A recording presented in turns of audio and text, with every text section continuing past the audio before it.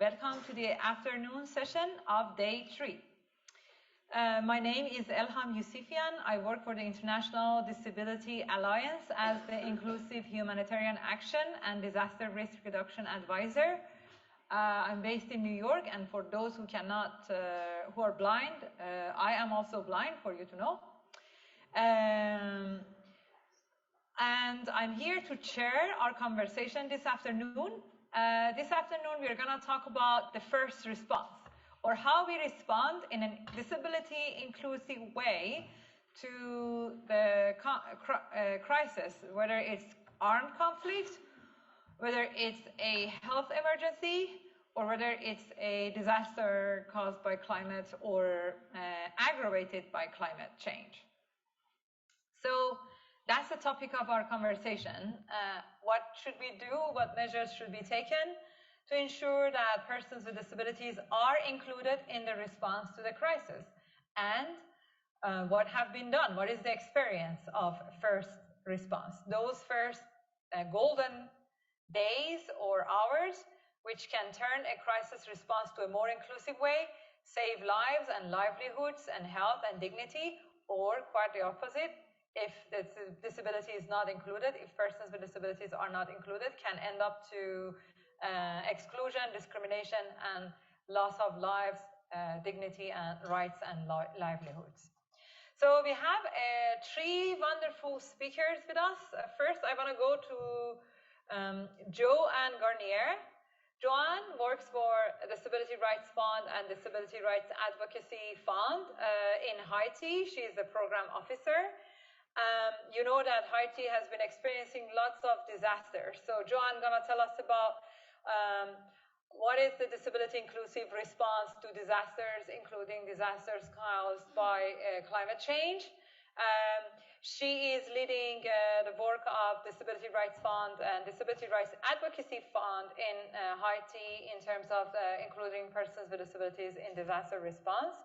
And she has been, of course, her background is from the disability rights movement in Haiti. So thank you so much for joining us, Joanne. Wonderful to have you here. Floor is yours. And just a couple of small reminders. You will have, and all of our speakers will have 20 minutes. We have a very kind and gentle timekeeper in here who is very serious about her job. So please follow the time, and then please make sure to speak clearly so that our interpreter can do the interpretation. If you use acronyms, for all of you, please make sure to mention what that acronym is standing for. And please note that we also have one of our speakers who is Italian, so he gets the interpretation of what we say in here. So without further ado, I hand over to you, John. Thank you.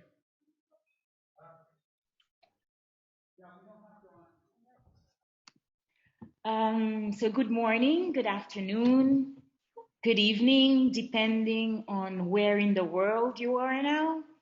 I'm very happy to participate in the 13th International Disability Law Summer School. I am very sad that I was not able to make it in person in Galway this year, but I'm so happy that with technology, distance doesn't exist really. Today I'm going to be speaking about the experience of persons with disabilities in Haiti, related to immediate crisis responses linked to climate change and natural disasters. I come from a country where society in general and humanitarian actors did not know that persons with disabilities existed. It's funny to say that thanks to the January 2010 earthquake, society started to realize that persons with disabilities did exist. And many people who did not have a disability before the earthquake were injured and ended with a disability. But because they had a place in society before, because they were professionals, because they were not forced to live behind the curtain before, disability became public. To start, I think it's important that I share with you a little bit of a background on Haiti, on the economic, the social, the political, and environmental situation, but also the situation on the rights of persons with disabilities. Haiti is located in the Caribbean with a population of 11 million people, and Haiti remains the poorest country of the Western Hemisphere, and is also among the countries with the greatest inequality in the region. Haiti is ranked 18th in the most fragile state of the Americas index. This is mostly due to political and social unrest and history of instability, and also the impact of natural disasters. Due to its geographical situation, Haiti is one of the many states in the Caribbean region that is exposed to extreme weather conditions that place the country at risk of disasters. And every year between July and October, Haiti is affected by hurricanes. But Haiti is also threatened by seismic activity.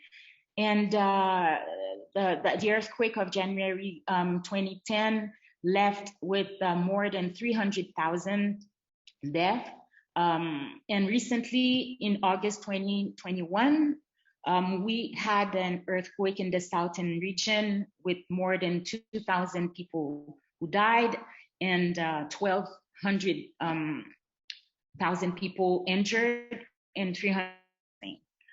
And because Haiti is also poorly governed and has weak institutions, it suffers loss when climate-related and other disasters occur. Because we don't have emergency preparedness that leaves no behind. During disasters, persons with disabilities are exposed to higher mortality rate than the general population. They are invisible during the preparedness, the response, and the reconstruction. And now, official number of persons with disabilities affected by the earthquake. Haiti has ratified the UN Convention on the Rights of Persons with Disabilities, and Haitian organization of persons with disabilities have not generally been seen as part of the broader human rights movement. So because of that, they are still, the movement is still emerging, and most of the organizations are working at a grassroots level with very limited organizational capacity, limited funding, and lack of technical resources that they need to advance their advocacy. So what we have been able to do, what DRF has been able to do during these past years, DRF strengthened their knowledge on the CRPD. And now we can say that organizations of persons with disabilities are aware of their rights. And they are engaging now with government, with international organizations, including UN agencies and potential donors, but also other human rights movement and platform. They became more mature, understanding the human rights model of disability, because in Haiti, we mostly had the charity approach. And the organizations of persons with disabilities really begun to embrace their role as rights advocates. And we understand that for persons with disabilities to be able to claim their rights, they must know their rights. This is key, and this is the starting point of sustainable changes. Some organizations of persons with disabilities supported by the DRF have focused their advocacy on the implementation of Article 11, on Article 21 on information, access to information, but also on Article 31 on data disaggregation. And data on disability is non-existent in Haiti. We're using the estimate of World Health Organization of 15%, but we don't have official data on disability, on the disability, on the population of persons with disability in Haiti. And our grantees have been advocating also for the use of Washington Group questions by humanitarian actors. In terms of issues and in terms of responses given by the organizations of persons with disabilities in Haiti, can say that first thing to highlight is the absence of data. And collecting disaggregated data on disability and facilitating the participation of persons with disability in decision-making mechanism are fundamental for improving humanitarian responses. And as I mentioned it before, in Haiti, we have a serious problem of disaggregated data. We are using the estimate of 15%, but when humanitarian actors assess the needs for the response, the specific needs of persons with disability remain unidentified and they are unaddressed. This exacerbates their situation of vulnerability, and usually needs assessment take into account number of men, number of women, number of children, and persons with disabilities are hidden behind these numbers. And you cannot have a tailored response if you don't have the information about this population. So in terms of response, what organizations of persons with disability have been able to do to address that specific issue is we have introduced them to Washington Group sets of questions. So now they understand it and they're advocating for the use of these sets of questions among humanitarian actors. They have also made their own assessment, although very limited because of the lack of resources and the challenges linked with the inaccessibility of the communities. They perform these assessments among their own networks, and they have numbers so that they can advocate for the importance of disaggregated data and show the exclusion of persons with disability. So this has been happening around data disaggregation. And also as regard to the participation of persons with disabilities in the cycle, we can say that in Haiti, policy documents and disaster risk management strategies are developed without the participation of persons with disabilities. Although they mention person with disabilities, but this is where it stops, and nothing happens after mentioning their names in those policy documents. For instance, the response is one size fits all. The kits, for instance, don't take into account their specific needs. And sometimes after disaster, persons with disabilities, they lose their wheelchairs, they lose their cane or other assistive devices, and those are not part of the response kit. Distribution of aid is anarchic and very often marred by violence. Persons with disabilities are reluctant to participate. So they are always the last to receive the aid when they receive it. And not talking about the shelters that are not accessible. And what organizations of persons with disabilities have been doing, they have been advocating to be included in the local civil protection committees to influence the process and make sure that they are not left behind in the response. And following the advocacy, we had one person with disability who has integrated one of those local committees. It can appear to be a very small win, but it's huge given their systematic exclusion. And during the last tropical storm that we had in last September, October, we've witnessed some progresses.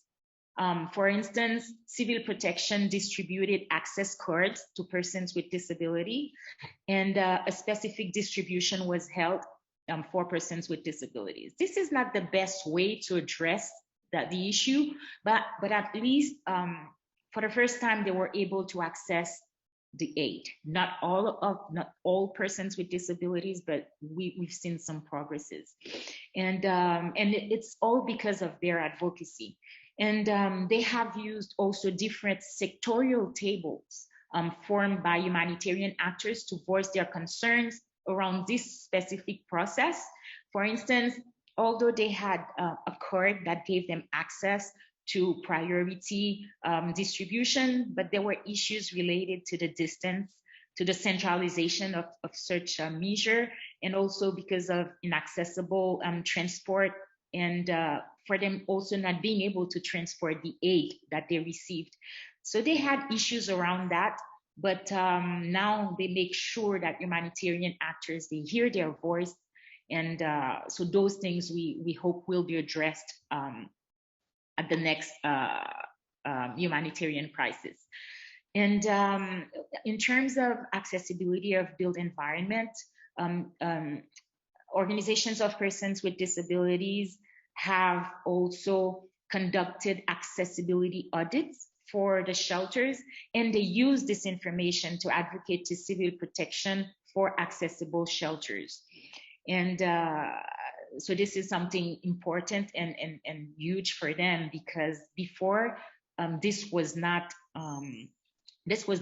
considered as being a problem. And the other problem is in terms of technical expertise. We've realized that there's a lack of expertise on disability inclusion among actors that operate in Haiti. Environmental accessibility, as well as communication and information accessibility, are mostly ignored in the sector. And post-disaster related information, for instance, are not available to persons with disabilities, which put them more at risk of a greater exclusion and increase their vulnerability. In terms of response, what the grantees have been doing in their advocacy for the implementation of Article 9 on accessibility, and also Article 21 on information, access to information. And because of their advocacy, we've witnessed some changes, although those are not systematic. But for instance, the use of sign language interpreter. Government never used sign language interpretation before, but now government use them for those type of communication, but also other institutions like human rights organizations are more aware now that they need to have to address that accessibility issue. In terms of a recommendation by organizations of persons with disabilities to make sure that the response is inclusive to persons with disabilities, one thing that is important is direct funding to organizations of persons with disability to build their capacity, to be more visible, and to address issues related to their own rights. We've realized that when they're told, they don't remain silent. They are more confident and they are more assertive about their rights, and they can fight for their rights. When they are told, they are more likely to have a place at the table and to be listened to as any human rights organization. They can make noise and they are heard. Humanitarian actors also need to have a rights-based, inclusive approach and start acknowledging the existence of persons with disabilities from the start.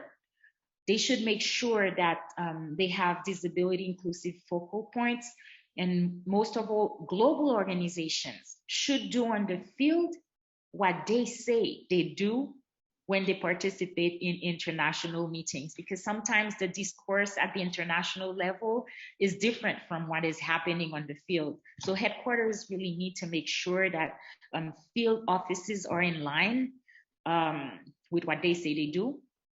And also humanitarian actors should adapt their tools for need assessment, case management, but also monitoring, evaluation, and learning. And donors should make it mandatory for their recipients to collect disaggregated data, not only to have general information on women and children, but disability inclusive data, because we need to make sure that no one is left behind. Thank you.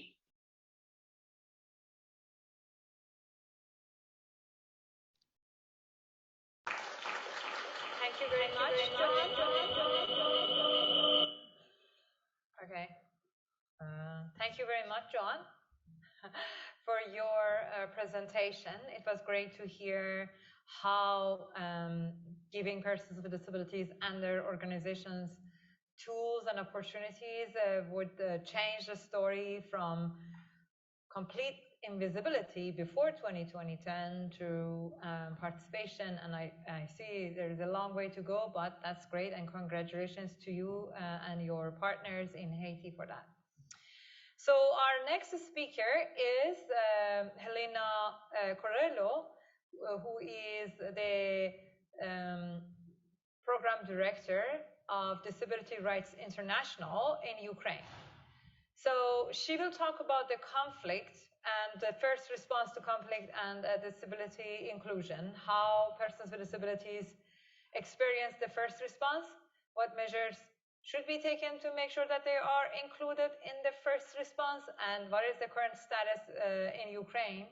I know that she's particularly working on institutions, so we're going to hear about experience of those who are against the CRPD institutionalized, and she will share with us her organization and her work in Ukraine. I have to say that Helena agreed to join us very last minute because our other speaker couldn't join and had some difficulties. So really appreciate you for your availability, for your flexibility today, and thank you so much for that. Floor is yours. Thank you, and I thank for the opportunity to speak here today.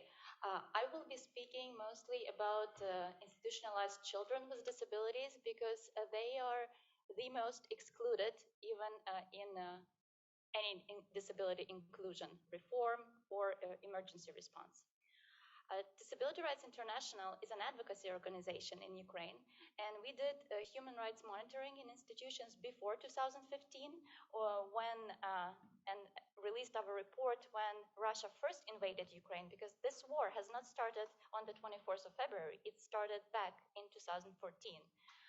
And we see the consequences, that the issues that we raised about institutionalized children with disabilities back then in 2014, they are still here now, but multiplied in thousands of ways. But now, as John said, a previous speaker, that because of the war of 2022, these children are now not invisible, because before that they were invisible both to the world and to Ukrainian general public. In Ukraine, we did the monitoring, as I said, until 2015, and then returned after the war started. We sensitized international agencies towards supporting the system that is inherently abusive. And we were an important part of the work group that pushed forward the institutionalization strategy, and then the government, it was later passed by the parliament in 2015. But as a result of this reform that started and then was stopped by the war, children with disabilities, the numbers of children with disabilities in institutions rose because the total number of children went down, if it makes sense. Children without disabilities were moved to family care, to alternatives, to foster care, but children with disabilities still stayed in. And DRI is taking a very strong stand against institutionalization worldwide, not only in Ukraine, because these are not safe places for children. And especially we see it now during the war.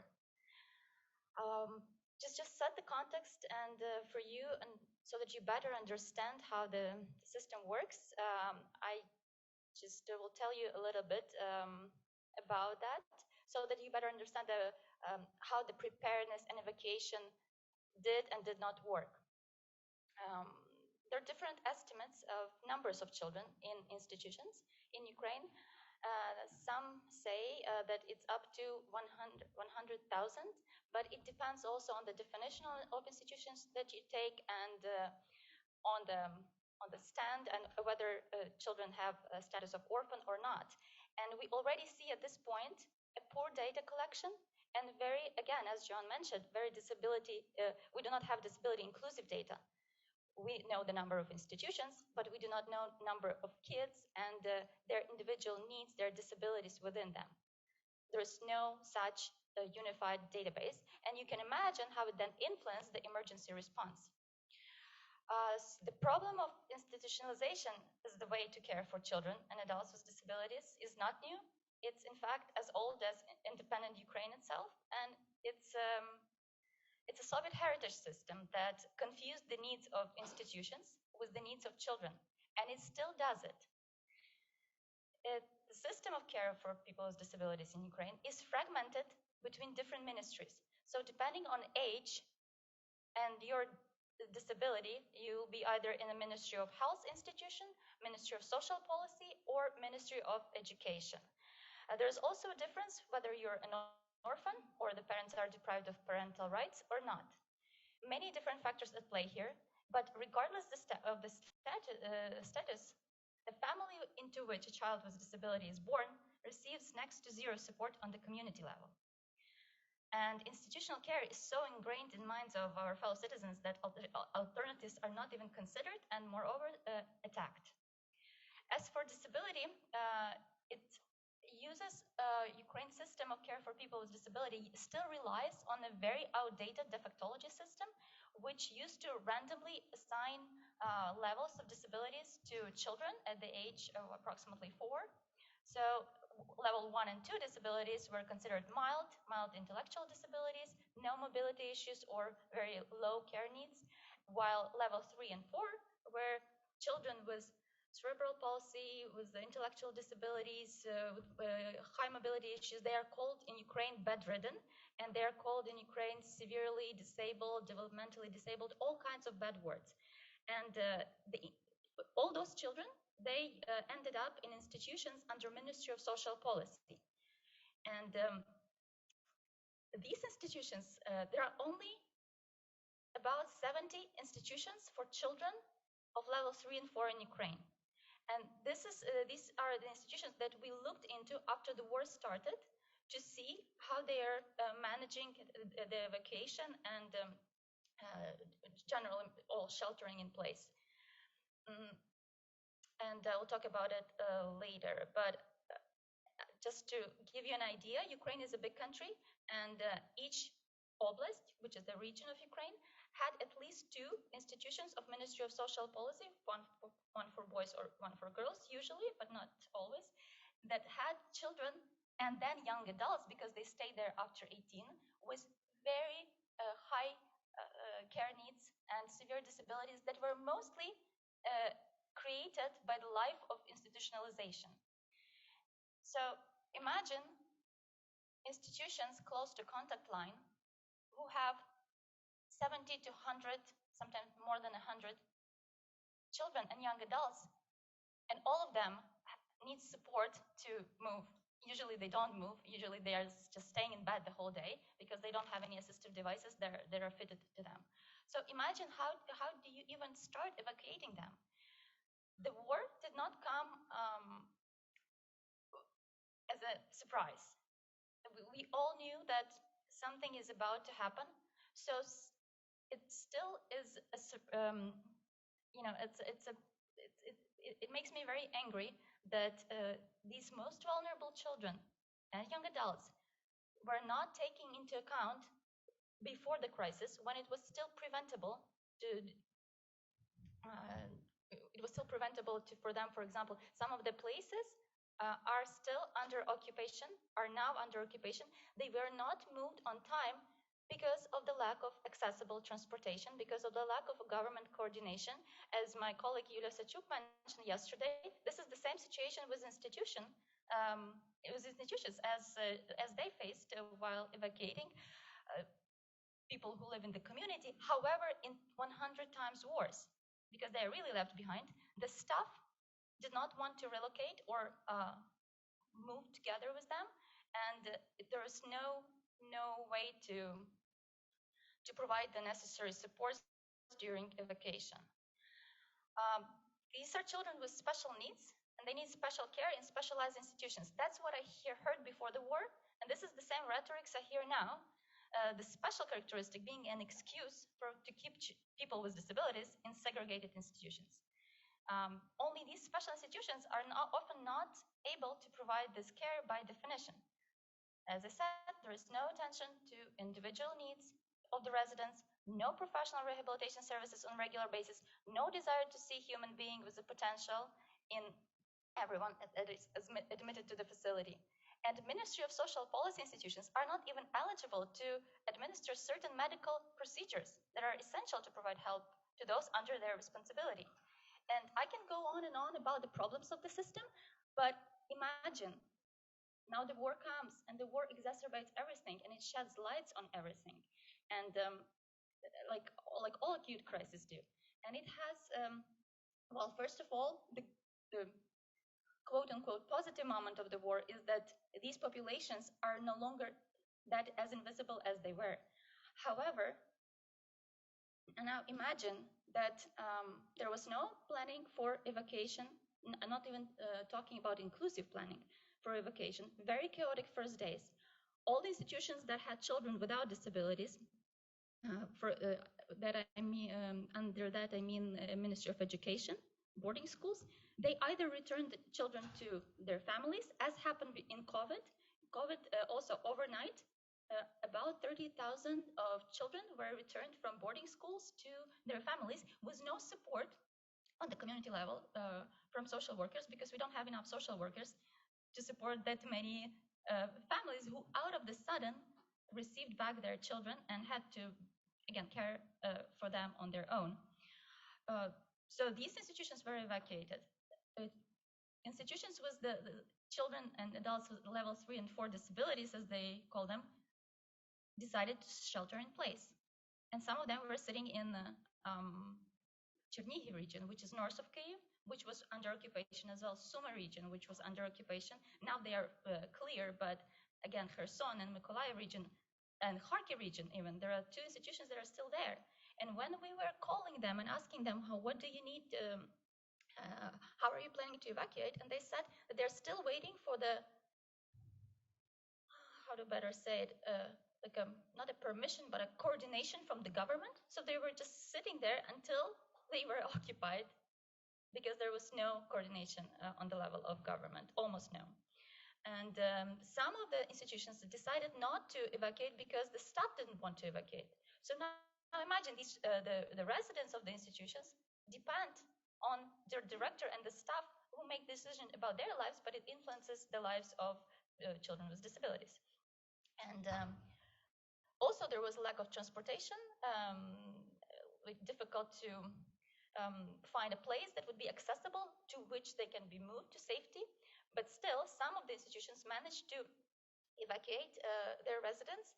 And then there was some kind of a triage happening when less disabled children were moved abroad and into better conditions, while more disabled children were left behind.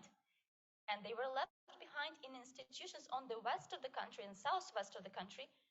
And all these problems that I mentioned before, they imagine they're getting into these institutions that were not able to care about their own residents. Now they're getting new. They're hosting evacuees. So imagine the system is stretched. The staff that came together with them is left. There were cases when the staff came in, left the children, and they did not even bring their medical records with them. The medical records, for some reason, went to a different oblast. So for a week, an institution had 12 new residents who they did not know even names, not to say their like the medicine they need and their needs. It's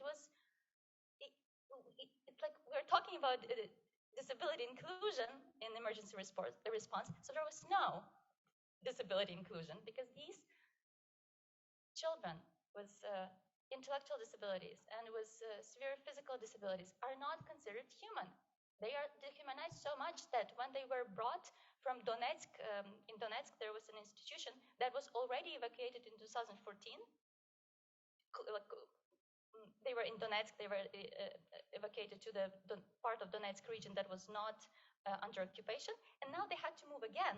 So they were brought in, a group of them was brought through the whole country on the train, and they were chemically restrained they were sedated because for a couple of days after they arrived, they were like, the director described them, we as if took the dead bodies out of the train because they were so sedated to be able, because there was only two staff people accompanying them who left immediately again.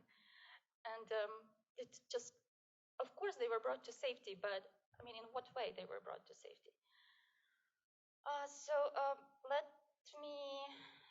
Let me show you a video. It's a 4.5-minute long video. It's not an easy video to watch, but this is something that just to illustrate that what I'm talking is a reality now in Ukraine in 2022, and it looks as bad only because the institutional system is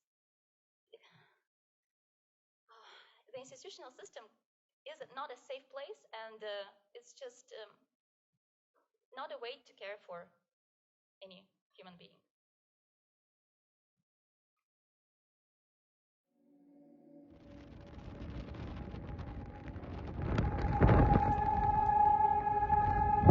It's April 2022, and the sound of air sirens reign on the streets of Ukraine.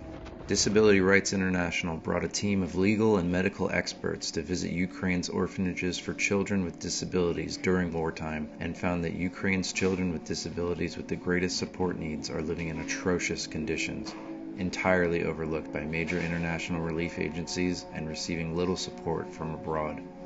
This is a room of children who have been evacuated from, I believe, the Chernigov region. This was not meant to be a residential area, so the beds are literally pushed end to end. It's hard for the kids to get in and out of bed. The director apologized. Says he's had to turn away kids from other parts of Ukraine, that they're overwhelmed, that they simply don't have more space. He's making do. He wouldn't tell us whether he had more budget to deal with these kids. He said he didn't want to complain. It's a war. We do what we have to do. So no complaints from the director. They're making do with what they have. He said it would have been a lot easier just to say, no, we won't take these kids. But he's taking them. He's trying to make do. And here they are. Look at that. Look at how those legs. She picked the kid up and his legs did not move at all. Here's scoliosis, kyphosis. I mean, look at this. What is that? This is the spine is permanently damaged. She said she needs additional staff because they only had staff for the children they had.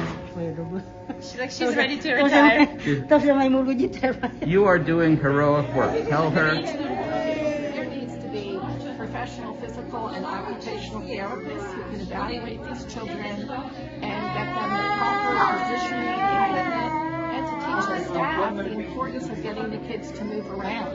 They're going to develop more contractures, even more severely depressed. This is not an environment that children should be living in. They never leave their beds except to be washed. But as you can see, this is a line of beds completely lined up next to each other. It cannot be simple or easy to get in here and individually care for. There's no clear plan right now on where these children will go. This is the care plan. Right. So this room is for the evacuees from the institution in the east. 14 people in a room, all in bed, no room to really get out or do anything. They seem to be in bed all the time. I asked if they measure his head every day, and they said no. They had absolutely no idea. And they also said it was recent and that they couldn't get treatment because of the war, but this is something that would have to have developed over a much longer period of time. I haven't seen anybody with untreated hydrocephalus since the early 70s. With his head this size, it's certainly affecting his cognition, if not his vision. This is absolute abuse, not just neglect. Everyone in this room transferred from Donetsk? Yeah. You can hear the sounds of the rhythmic chewing of the self-abusive behavior. So now they have to assess individual needs of these children because they were just dumped on them without any instruction and any previous history of them. So she doesn't know what was happening to this child earlier. You have a situation where you have one doctor effectively part-time, 2 days a week. When we ask the nurses, they're doing heroes work. They're taking care of these children, but with very limited resources and without much, if any, medical guidance. Before the war, children in Ukraine's orphanages were cut off from loving care, health services, and their families. Since the war, the increased numbers in already crowded institutions have produced even more atrocious conditions. Immediate action is needed to identify where children are located in remote facilities and ensure they receive protection for their health and safety.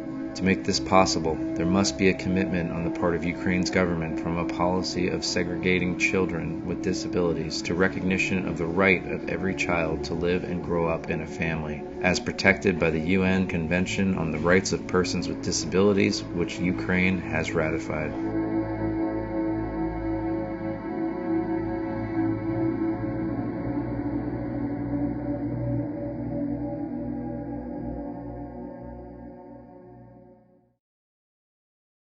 We have segregated care for people's disabilities.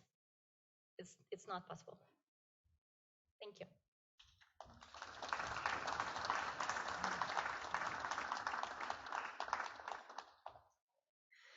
Thank you very much, Helena. It was really heartbreaking to listen to all these things that happened, like such gross violations of human rights and dignity of persons with disabilities, including children. It's just, I think for me, what is standing out is that for those countries who are not experiencing conflict right now, unfortunately, conflict is something that actually can happen everywhere. So basically, that's another argument on the top of 100 other arguments we have against institutionalization. There's nothing good about institutions. So when emergencies happen, only the situation is being even more clear and highlighted that emergency support and response is not possible in such context.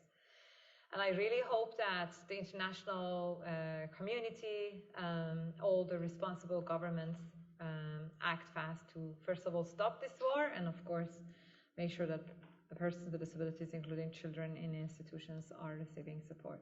So thank you so much for that. I know it was tough for you to share all these experiences.